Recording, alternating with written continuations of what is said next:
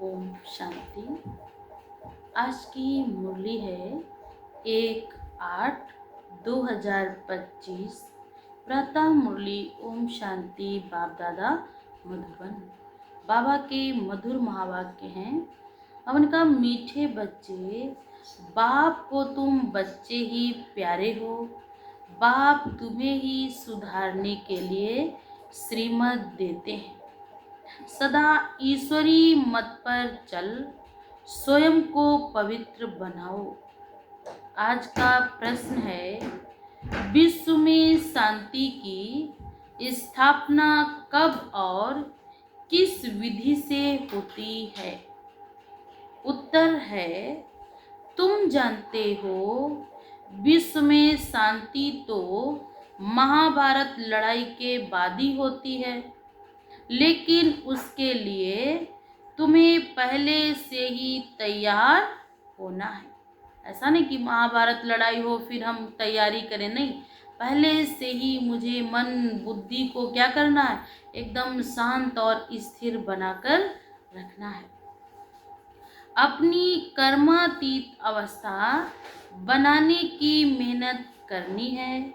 सृष्टि के आदि मध्य अंत का ज्ञान सिमरण कर बाप की याद से संपूर्ण पावन बनना है, तब इस सृष्टि का परिवर्तन होगा। गीत है, आज अंधेरे में है इंसान। वो वाला अंधेरा नहीं कि यार लाइट नहीं, प्रकाश नहीं।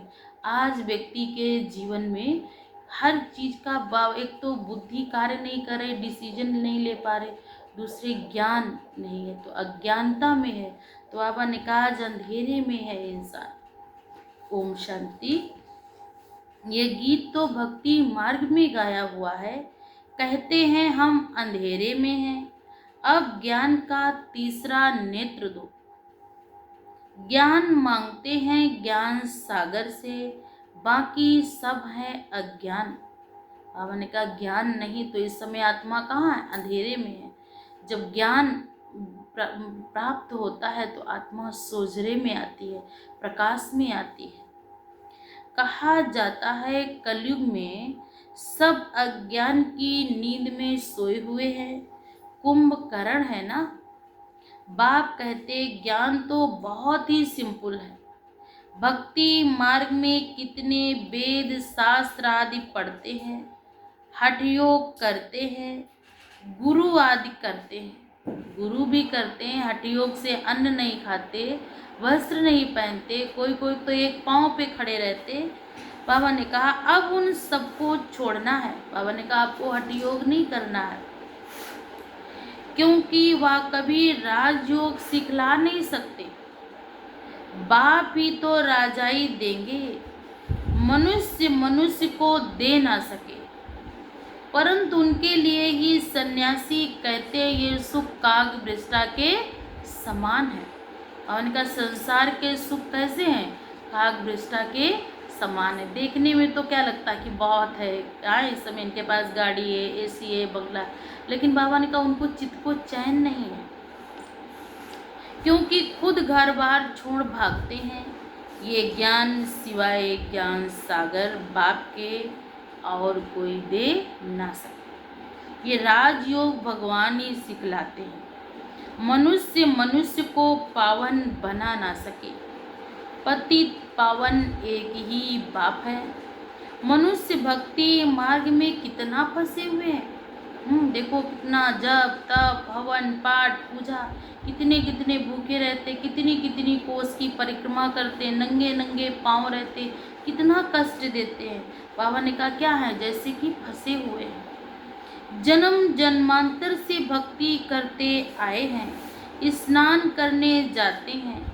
ऐसे भी नहीं कि गंगा स्नान करते हैं, जहाँ भी पानी का तालाब आदि देखेंगे तो उनको भी पतित पावन समझते हैं। बाबा ने कहा जहाँ भी देखा कि यहाँ से गंगा निकली थी, भले वो गड्ढे में ही पानी हो, तो भी कहेंगे नहीं गंगा जल है, क्योंकि यहाँ से गंगा निकली थी। यहाँ भी गौमुख है, झरने से पानी आता है। जैसे कुएं में पानी आता तो उसको क्या कहते हैं? पतित पावनी गंगा थोड़े ही कहते हैं। मनुष्य समझते ये भी तीर्थ है। बहुत मनुष्य भावना से वहां जाकर स्नान आदि करते हैं। तुम बच्चों को अभी ज्ञान मिला, तुम बतलाते हो, मानते नहीं। बाबा ने कहा जानते तो हो, लेकिन इस बात को हम क्या नहीं करते, मानते नहीं। अपना देह अहंकार बहुत है ना।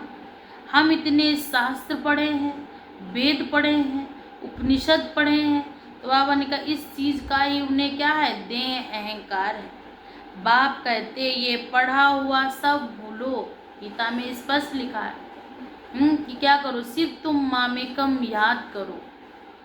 अब इन सब बातों को मनुष्यों को कैसे पता पड़े, इसलिए बाबा कहते ऐसी ऐसी पॉइंट्स लिखकर एरोप्लेन द्वारा गिराओ। बाबा ने कहा परिचय क्या करो, जहां हम नहीं पहुंच पाते हैं, तो बाबा ने कहा एरोप्लेन से क्या करो, परिचय गिराओ। जैसे आजकल कहते हैं विश्व में शांति कैसे हो, कोई ने राय दी तो उनको इनाम मिलता है कि विश्व के लिए ये कार्य करो तो विश्व में शांति होगी। तो बाबा ने कहा उनको इनाम भी मिलता है। अब वह शांति की स्थापना तो कर न सके। शांति है कहाँ, झूठी प्राइज देते रहते। कोई सम्मेलन कर लिया तो प्राइज दिया कि हाँ फला फला प्रोग्राम हुआ था, उसमें मुझे ये प्राइज मिला। तो बाबा ने कहा क्या किया, शांति तो नहीं स्थापन हुई, लेकिन झूठी प्राइज मिल गया, झूठा मान मिल गया, झूठी शान बन गई।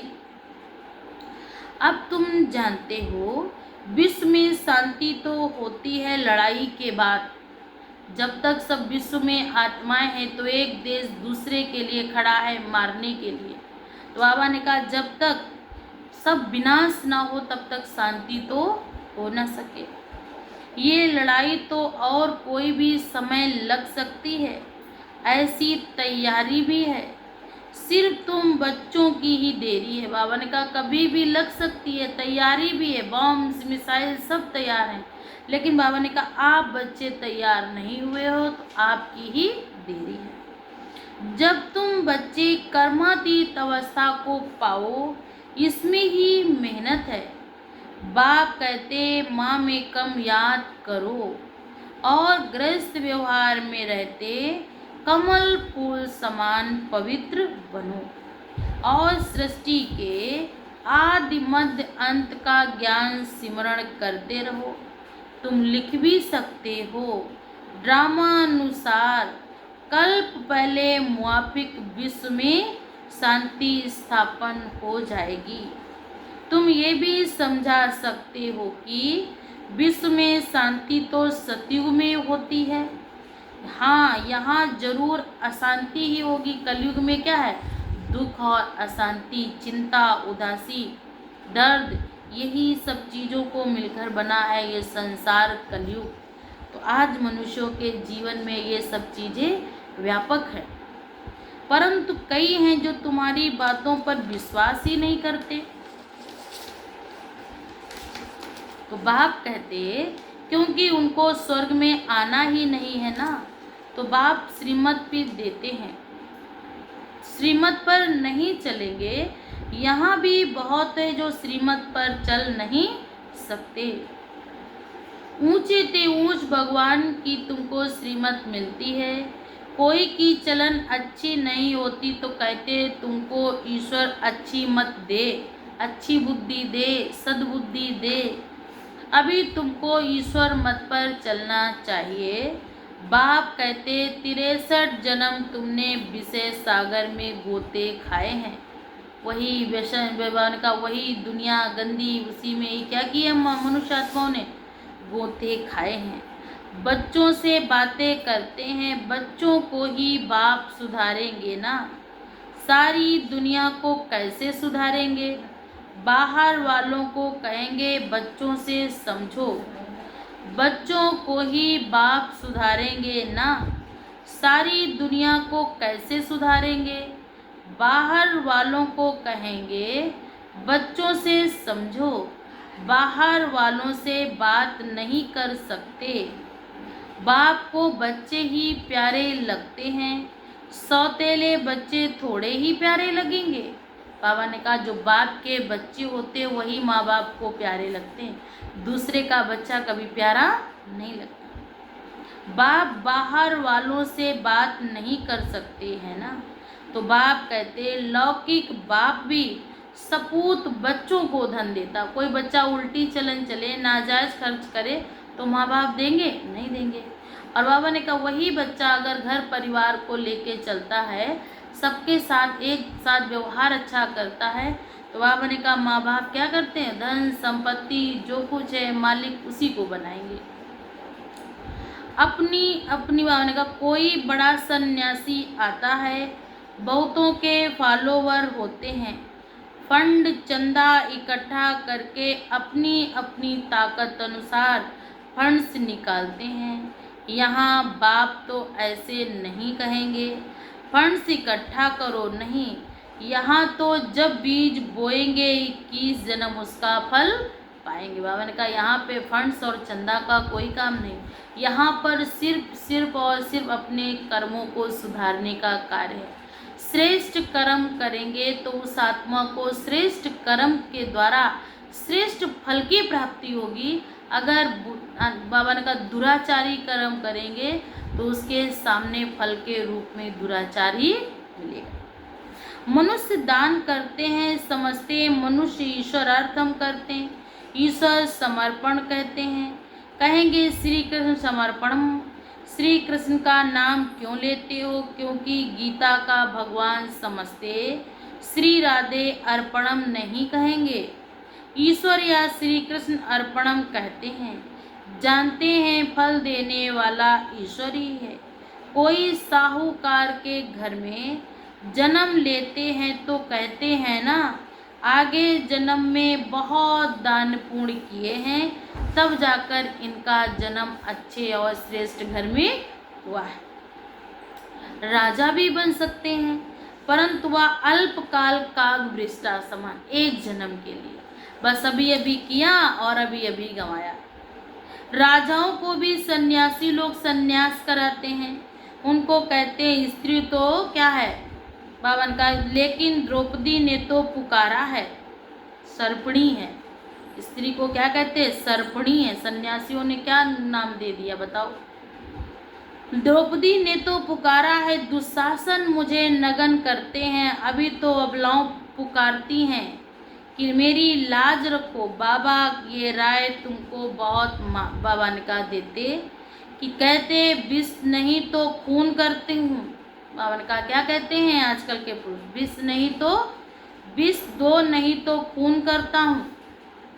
बाबा इन बंधनों से छुड़ाओ। बाप कहते हैं बंधन तो खलास होने हैं, फिर 21 जन्म कभी नगन नहीं होंगे, वहाँ विकार होता ही नहीं है। इस मृत्यु लोक में ये अंतिम जन्म है, यह है विशेष वर्ड माना पति दुनिया। दूसरी बात बाप समझाते कि इस समय मनुष्य कितने बेसमझ बन गए। जब कोई मरता है तो कहते स्वर्ग पधारा, लेकिन स्वर्ग है कहाँ, ये तो नरक है। स्वर्गवासी तो जरूर नरक में थे ना, अगर कहते वो स्वर्गवासी हुए तो इसका मतलब आप कहाँ के वासी हैं, नरक के। परंतु किसको सीधा कहो कि तुम नरकवासी हो तो क्रोध में आकर बिगड़ पड़ेंगे। ऐसे ऐसे को तुमको लिखना चाहिए, फलाना स्वर्गवासी हुआ तो इसका मतलब तुम नरकवासी हो ना। हम तुमको ऐसी युक्ति बताएं जो तुम सच सच स्वर्ग में जाओगे। बाबा ने कहा था आपको तो मैं क्या बनाने आया हूँ, विश्व का मालिक बनाने आया हूँ। मैं तुम्हें ऐसी युक्ति बता दूँ कि सच में तुम कहाँ के मालिक बनोगे जाके। बाबा ने कहा नई दुनिया के तुम राजाओं के भी राजा। ये पुरानी दुनिया तो अब खत्म होनी है। अखबार में निकालो कि इस लड़ाई के बाद विश्व में शांति होनी है। 5000 वर्ष पहले मुआफिक वहाँ एक ही आदि सनातन देवी देवता धर्म था। वो लोग फिर कहते वहाँ भी कंस, जरासंधी आदि असुर थे। त्रेता में रावण था। अब उनसे माथा कौन मारे। ज्ञान और भक्ति में रात दिन का फर्क है। इतनी सहज बात भी मुश्किल किसकी बुद्धि में बैठती है। तो ऐसे ऐसे स्लोगन बनाने चाहिए। इस लड़ाई के बाद विश्व में शांति होनी है। ड्रामा अनुसार कल्प कल्प विश्व में शांति होती है, फिर कलयुग अंत में अशांति होती है। सतयुग में है ही शांति। ये तुम लिख सकते हो। गीता में भूल कर दी है। क्या कह दी है? भारत का ये हाल हुआ है। कलयुग में आज भारत का क्या हाल है कि देख तेरे संसार की हालत क्या हो गई। भगवान कौन बदल गया? इंसान बदला है। इंसान की फितरत बदल गई। इंसान के अंदर इंसानियत चली गई। शांति कहाँ से होगी?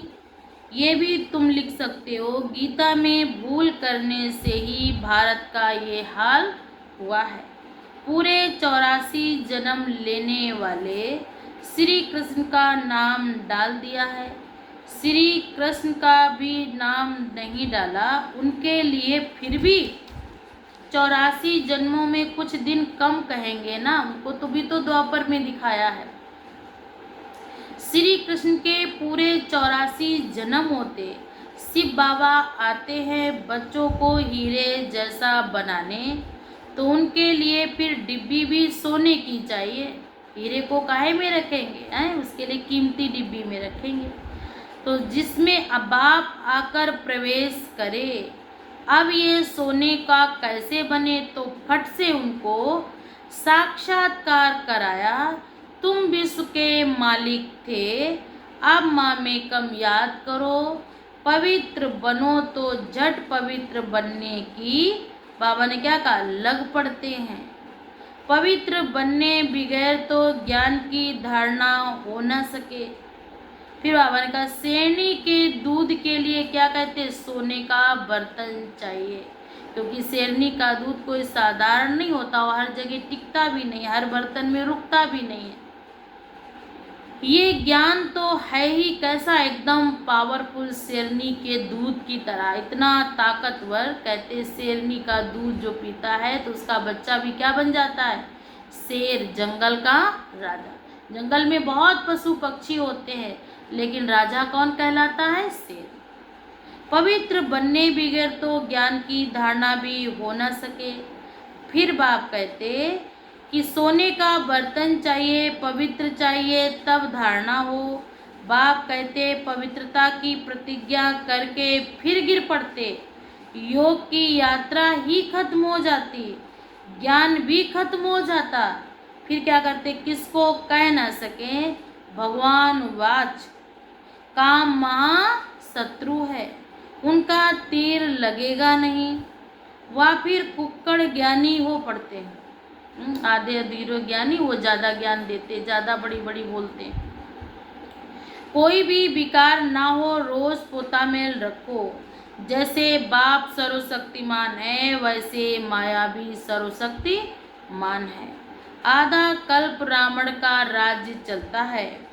इन पर जीत पाए बगैर बाबा ने क्या कहा? कोई ऐसे जीत पहन भी न सके। ड्रामा अनुसार रावण राज्य भी होना ही है। भारत की ही हार है और भारत की ही जीत है। सतयुग त्रेता है, भारत स्वर्ग पैराडाइज डायमंड युग। फिर बाबा ने कहा इस समय तो बाबा ने कहा डायमंड युग चल रहा है, सतयुग होगा गोल्डन युग। लेकिन बाबा ने कहा इस समय कलयुग तो क्या हो गया? Iron age. पवित्र होने की बात है। बाप कहते हैं मैं आता ही हूँ पतितों को पावन बनाने। बाकी शास्त्रों पांडवों कौरवों की लड़ाई है, जुआ आदि बैठ दिखाए, ऐसी ऐसी बातें बैठ की हैं। बाप कहते राजयोग की पढ़ाई ऐसी होती है, युद्ध के मैदान में भी गीता पाठ ही क्या। कहाँ जन्म मरण रही शिव बाबा, कहाँ पूरे 84 जन्म लेने वाला श्री कृष्ण। उनके ही अंतिम जन्म में आकर प्रवेश करते हैं। कितना क्लियर है। फिर बाप कहते, गृहस्थ व्यवहार में रहते पवित्र भी बनना है। सन्यासी भी कहते दोनों इकट्ठे रहे पवित्र रह सकते हैं, तुमको तो कोई प्राप्ति नहीं। फिर बाप कहते, क्या कह रहे हैं बाबा? बाबा ने कोई ऐसे भी कहेंगे, क्या कहेंगे? यहाँ तो विश्व की बाबा ने कहा बादशाही मिलती। बाप कहते मेरे खातिर कुल की लाज रखो। शिव बाबा कहते इनकी दाढ़ी का लाज रखो। शिव बाबा कहते आप ब्रह्मा बाबा की दाढ़ी की लाज रखो। ये एक अंतिम जन्म है, पवित्र रहो तो स्वर्ग में एक मालिक बनेंगे। अपने लिए ही मेहनत करते हो ना, दूसरा कोई ऑप्शन ही नहीं। फिर बाप कहते ये तुम्हारी राजधानी स्थापन हो रही है, वो भी एक वजीर होता, वहाँ की देखो कितने मिनिस्टर्स होंगे। बाबा ने क्या कहा कि अभी तो एक ही होगा, वहाँ पे एक ही राजधानी होगी। अभी तो यहाँ पर देखो राजधानी के लिए कितने मिनिस्टर्स, कितना क्या क्या है। फिर आपस में लड़ते भी रहते हैं। बाप सभी झंझटों से छुड़ा देते हैं। 3000 वर्ष पहले फिर कोई लड़ाई नहीं लगेगी। कहते क्राइस्ट को आए कितने वर्ष हुआ? 2000। और क्राइस्ट ने कहा भारत 3000 वर्ष पहले क्या था? पैराडाइज था। तो 3 2 5 है ना। जेल आदि भी नहीं रहेंगी, कोर्ट आदि भी नहीं होगा, वहाँ तो सुख ही सुख है। इसके लिए पुरुषार्थ करना है। फिर उनका मौत सिर पर खड़ा है, याद की यात्रा से विक्रमाजीत बनना है। ऐसे तो आप लोग सुन रहे तो कह रहे ऐसे कुछ होगा। बाबा ने कहा अचानक का समय चल रहा, कभी भी किसी भी घड़ी किसी को भी कुछ भी हो सकता है, क्योंकि इस समय कोई किसी की डेट तिथि उम्र का कोई महत्व नहीं है। तुम हो मैसेंजर, तो सबको बाप का मैसेज दे दो कि बाबा ने कहा मन मनावो मध्या जीवो। अच्छा, मीठे मीठे सिकिलदे बच्चों प्रति माता पिता बाप दादा का याद प्यार और गुड मॉर्निंग। रूहानी बाप की, रूहानी बच्चों की तरफ से रूहानी माता पिता बाप दादा को भी याद प्यार और गुड मॉर्निंग। नमस्ते बाबा, नमस्ते, शुक्रिया बाबा, शुक्रिया। आज धारणा के लिए मुख्य सार है नंबर 1, ज्ञान की धारणा करने के लिए पवित्र बन, बुद्धि रूपी बर्तन को स्वच्छ बनाना है। सिर्फ कुक्कड़ ज्ञानी नहीं बनना है। बाबा ने कहा कुक्कड़ ज्ञानी क्या करता है? मुर्गा पहले तो सबको जगा देता है, लेकिन बाद में खुद सो जाता है। तो बाबा ने कहा ऐसा नहीं बनना, सबको बताओ भगवान आया और खुद क्या करे? दीपक तले अंधेरा। बाबा ने कहा डायरेक्ट बाप के आगे अपना सब कुछ अर्पण कर, श्रीमत पर चल के 21 जन्मों के लिए राजाई जमा करनी। अपना सब कुछ किसके हवाले कर दो? वो प्रभु के, कहते हैं ना जीवन की नैया कर दो प्रभु के हवाले। आज का वरदान है हर शक्ति को कार्य में लगाकर हर शक्ति को कार्य में लगाकर वृत्ति करने वाले श्रेष्ठ धनवान व समझदार भाव। आज का भावार्थ है समझदार बच्चे हर शक्ति को कार्य में लगाने की विधि जानते हैं। जो जितना शक्तियों से कार्य को लगाएंगे उतना शक्तियाँ और ही वृद्धि को पाएंगे। ऐसा नहीं कि शक्तियों को कार्य में लगा दिया तो खर्च हो गई, नहीं, पर कुछ ना कुछ प्राप्ति तो आएगी ना। तो आपके गुणगान करेंगे। सभी को कुछ ना कुछ देना ही है, चाहे मुक्ति दो चाहे जीवन मुक्ति दो। ईश्वरी बजट बनाकर सर्व की बचत का खाता जमा करो और जमा हुई शक्ति द्वारा सर्व आत्माओं को भिखारीपन से दुख अशांति से मुक्त करो। आज संस्कार मांगने, हे प्रभु जी दुख करो, हे प्रभु जी शांति दो, हे प्रभु जी ये करो, ये मांगने के द्वापर युग से क्या बन गए? संस्कार। आज स्लोगन है शुद्ध संकल्प को अपने जीवन का अनमोल खजाना बना लो तो माला माल बन जाएंगे। आज का भावार्थ है मातेश्वरी जी के अनमोल महावाक्य हैं। अब विक्रम बनाने की कंपटीशन नहीं करनी है भाई। पहले पहले तो अपने पास ये एम ऑब्जेक्ट अवश्य रखनी है कि हमको किसी भी रीति से अपने ऊपर विकारों के वश नहीं होना है, तभी ईश्वरीय शांति में मिल सकती है। बाबा ने कहा सारा अपने ऊपर क्या करना है, मदार है। जितना जितना पढ़ते जाएंगे उतना उतना श्रेष्ठ बनते जाएंगे। ऐसा कोई कुछ भी किसी ने कहा तो बाबा ने कहा क्या करो, अशांति तो आ ही नहीं सकती। ज्ञान का पहला गुण है सहन शक्ति। धारण नहीं की तो अज्ञान काल में क्या कहेंगे। बाबा ने कहा ज्ञान की पहले दिन कोर्स कराया जाता है अष्ट शक्तियों का, तो पहले दिन समझाया जाता है क्या करना है, सहन करना है। सहना ही गहना है। क्षमा वीरस्य भूषणम, क्षमा वीरों का आभूषण है। देखो अज्ञान काल में कहते बल कोई कितनी भी गाली देवे, ऐसे समझो मुझे कहाँ लगी है। बल जिसने गाली दी वो खुद तो अशांति में आ गया, उनका हिसाब किताब अपना बस। लेकिन हम भी अशांति में आ जाएं, कुछ कह दिया तो हमारे विक्रम विनाश बन करेंगे कैसे। जितना जितना बाप को याद करेंगे उतना उतना मुझ आत्मा के विक्रम विनाश होते जाएंगे। अब तो नॉलेज मिल रही है, इन 5 विकारों को जीतो। फिर बाप कहते विकारों का जो बाबा ने कहा किया है ना, क्यों ना करूं, ये है बड़ी भूल। बाप कहते अपने को तो बबूल बनाना है। अगर कोई ने कुछ कहा तो ऐसे समझो ये मेरी परीक्षा है। अगर किसी ने मुझे बाई चांस कुछ कह भी दिया तो क्या समझो ये माया रावण बैठा है और ये मेरी क्या लेना चाह रही, परीक्षा। बाबा ने कहा कितने तक मेरे अंदर सहन शक्ति है।